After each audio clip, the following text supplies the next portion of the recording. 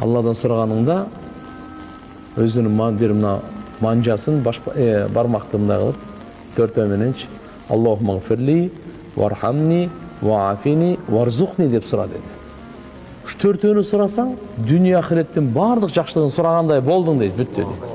Аллахумма гфирли дегени, я Алла, менин күнөөлөрүмдү кечир деген сөз. Аллага эң жаккан амал.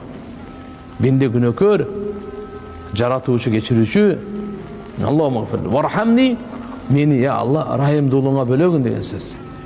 Я Алла, Алла райымдуулугуна бөлөсө болду, шайтан эч нерсе кыла албайт.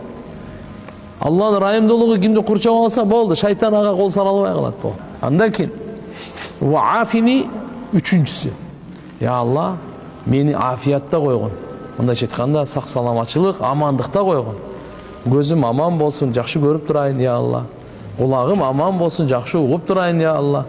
Акылым аман болсун, я Алла. Ушу жинди болуп калбаймын. Ден соолугум аман болсун, бир паралич оору болуп калбайын.